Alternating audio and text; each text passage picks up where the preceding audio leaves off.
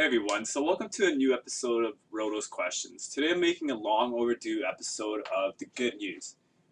I haven't spread some good news in a while and I felt compelled to make this quick short video just to spread some good news out there because there's been a lot of fishy stuff going on, a lot of bad stuff going on, so I just want to put some good news out there, put some good vibes out there for everyone to know that humanity's still on the right path, we're doing good, and hopefully these stories will brighten your day and help out with anything.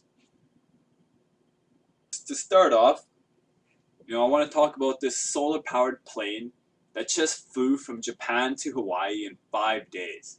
It's pretty awesome. It's called the Solar Impulse 2. It's totally solar powered. It departed Japan on June 28th of this year and just landed a few days ago in Hawaii on July the 3rd. So this broke world records. The crew traveled for about 118 hours, 4,500 miles, and the guy's name is Andre Borschberg.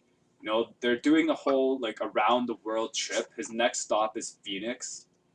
It's pretty awesome to see this kind of technology out there, and it's another step in the right direction of replacing fossil fuels. So that's pretty awesome. Kudos to him for being able to do that. And then staying on the same topic of renewable energy, I want to share this next solar powered floating farm. So this is pretty awesome because you can pretty much build this anywhere that has a large enough body of water. And it's from a Barcelona company called Smart Floating Farms, and they say that one of these farms can produce over 8,000 tons of vegetables a year and also 1,700 tons of fish. So it's a 3-layered farm, and the bottom layer has like a fish farm and everything. That's how they produce the fish.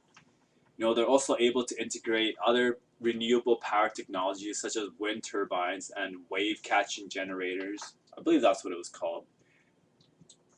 So this could minimize the distance food has to travel to get to our plates, and it can also help feed people in densely populated areas around the world that might have problems, getting the right amount of food to their people.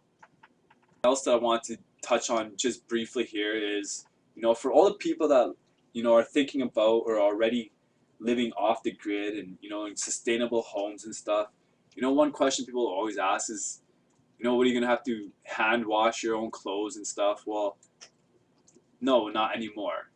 Because now, these people have invented a foot-powered washing machine. It's excellent for living off the grid instead of hand washing your clothes, like I said. It's available for pre-order right now for, I believe, $129.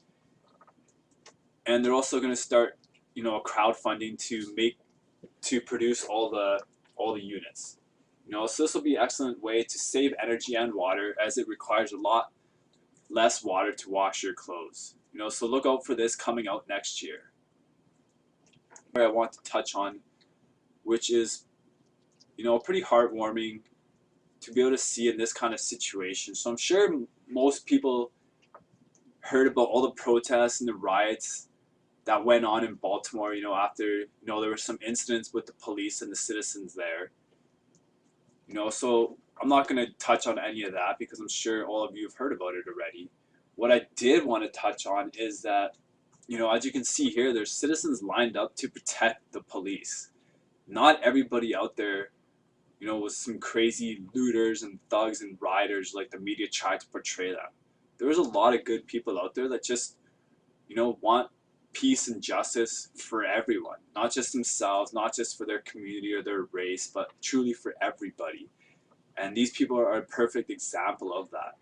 There was also a young boy that was walking around handing out water bottles to the police that were in the lines.